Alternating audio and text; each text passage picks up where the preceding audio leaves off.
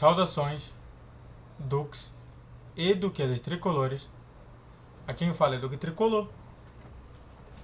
Para mais uma análise de Gun de volta. Rapaz, vamos falar de novo sobre o Gun, né? Podendo voltar, então seria interessante de comentar sobre isso. Então sente no sofá ou na poltrona, deite na cama, relaxe, me escute e entre no meu de bom. Senhoras e senhores, vamos falar sobre o Gun, né? Só na matéria aqui da redação do Netflix, né?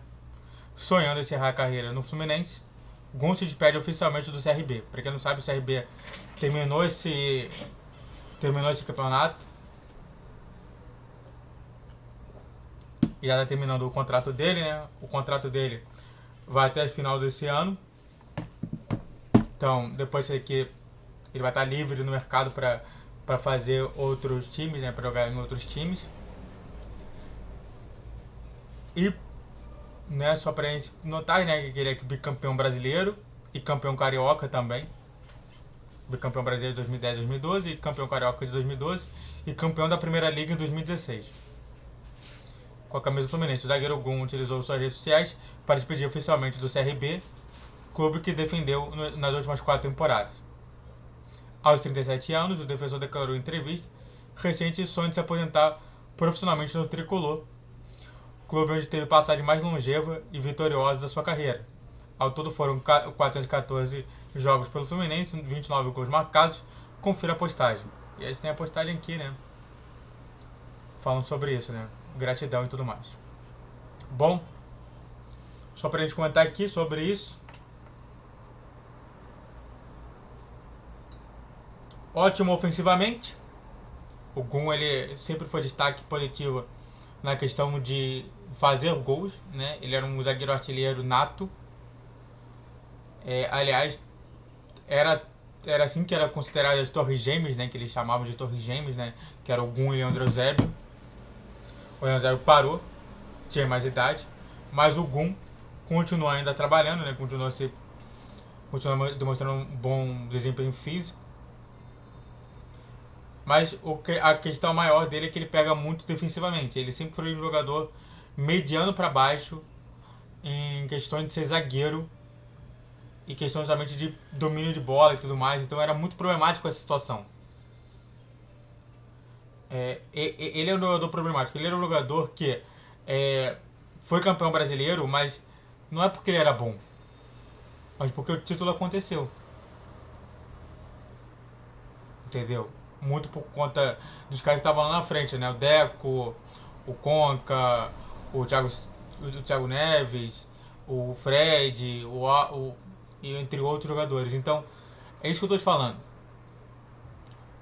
A grande situação dele é justamente essa, que ele pecava muito lá atrás. Era uma defesa muito desarmada, mas talvez com o Diniz, né?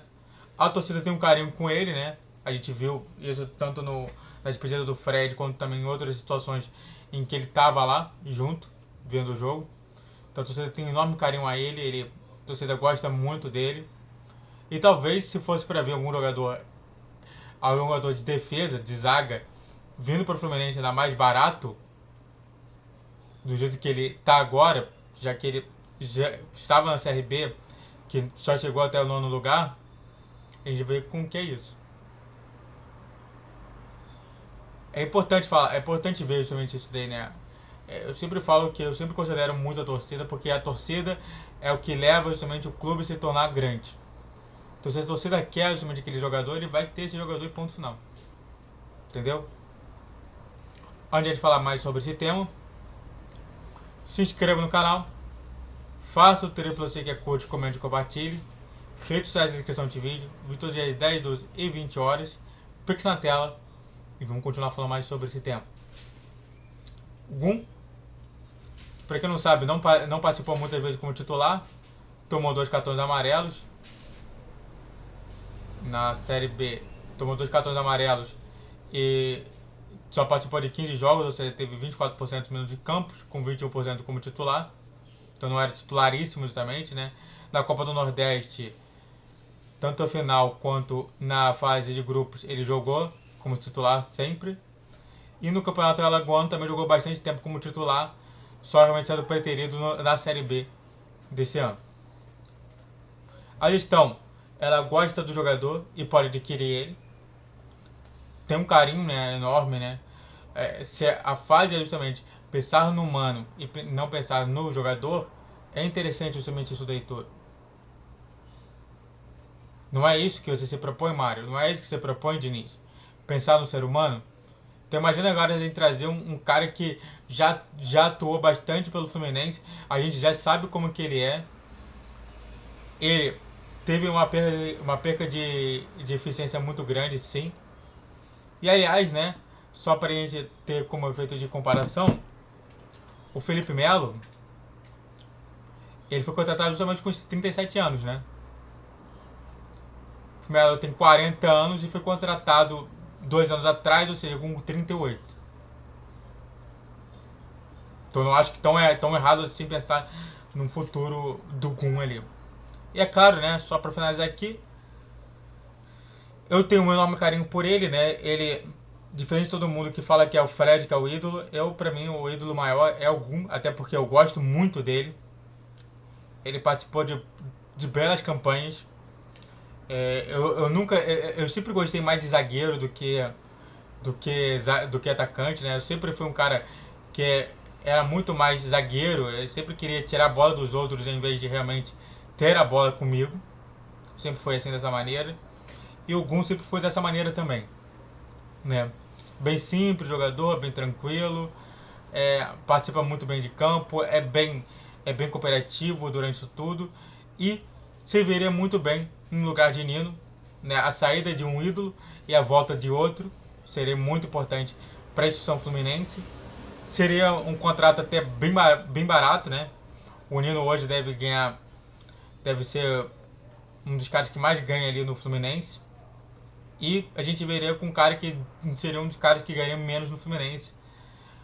Pensando até numa possível reserva. Ou até mesmo ser um quinto zagueiro no time do Fluminense.